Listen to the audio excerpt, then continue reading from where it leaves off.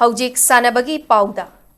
Durand Kafna Sanaroi Singda Thauna Pibata Natana India gi Security Force Singa Miyamga Nungsi Chanabagi Marida Fagat Pangamgani Haina Governor Ajay Kumar Ballana Fongdokre Ngasi Imphal Iski Manung Chanalaiba City Convention Center da Chamaga Kuntra Marirak Suba Durand Cup Edition 2025 ka Mari Lenana Manipur Lenga ki Matenga Loinana Indian Armed Force na Sinduna Trophy Showcase Roadshow Mari Lenana Press Meet Ama Pangthokre Press Meet aduda Governor Ajay Kumar Ballana Makataraduna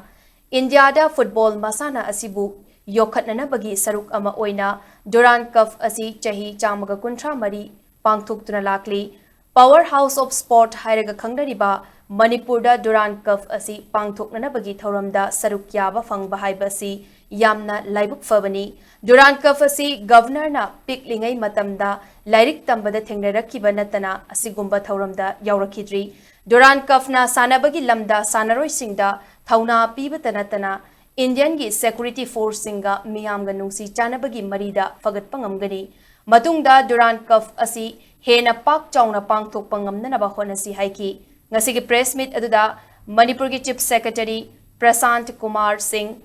DCOC gi Chairman Lieutenant General Mohit Malhotra DOC Trikov Lieutenant General Abhijit S.